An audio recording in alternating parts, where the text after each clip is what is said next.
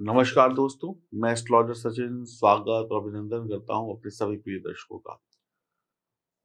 खास करके दीपावली पे हर व्यक्ति अपने घर की सफाई करता है। वैसे तो रोज ही हर व्यक्ति अपने घर की सफाई करता है या करवाता है। हमारे घर का जो मंदिर है, वो बड़ा ही पूजनीय स्थल होता है। किसी के घर में छोटा मंदिर होता है, किसी के घर में बड़ा मंदिर होता है। तो घर का जो मंदिर है, उसमें जो मूर्तियाँ रखी होती हैं, वो किस प्रकार की मूर्ति होनी चाहिए, किन देवी-देवताओं की होनी चाहिए, किन देवी-देवताओं की नहीं होनी चाहिए। अगर आपके घर में, आपके कार्यस्थल पर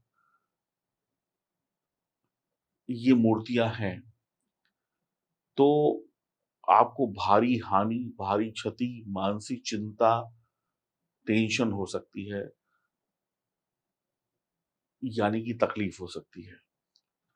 तो जो भी लोग इस वीडियो को देख रहे हैं, वो लोग अभी अपने घर से इन मूर्तियों को हटा दें। घर के पास में कोई मंदिर हो, वहाँ पर दे दें या फिर गंगा जी में जल प्रवाहित कर दें या किसी पीपल के वृक्ष के नीचे रखाएं।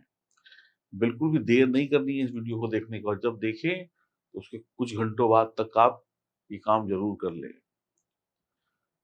हो सकता है कि आप जो पूजा कर रहे हैं, वो पूजा ही आपकी असफल हो जाए इन मूर्तियों के होने से या मंदिर की गलत डायरेक्शन में बने होने से।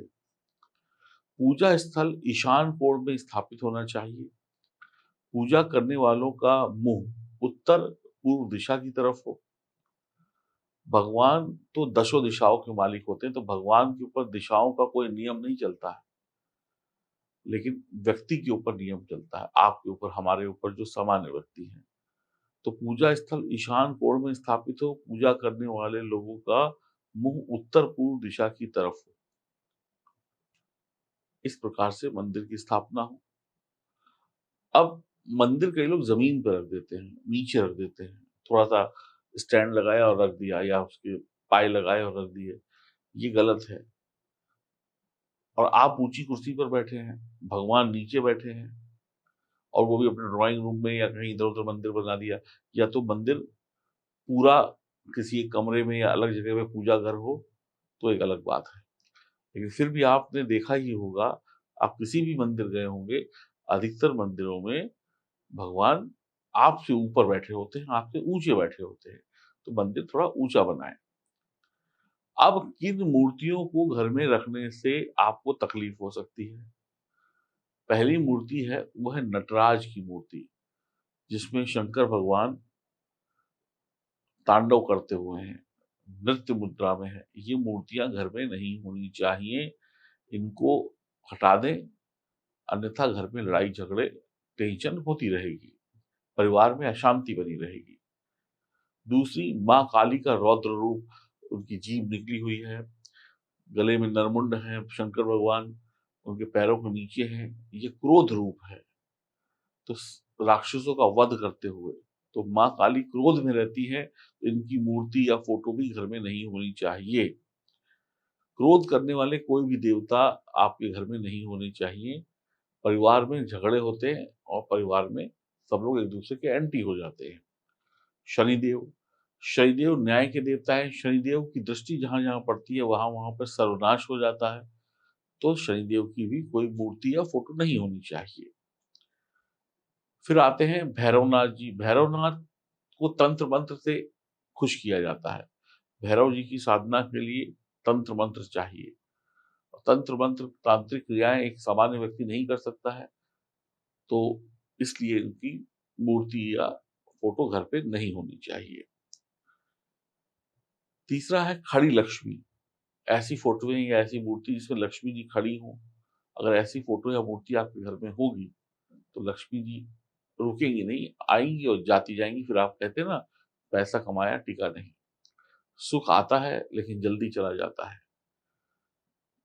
अगली मूर्ति है राहु और केतु की। किसी भी प्रकार की कोई मूर्ति आपके घर में नहीं होनी चाहिए, वरना आपके घर में मनमुटाव बढ़ेगा और तकलीफ होगी।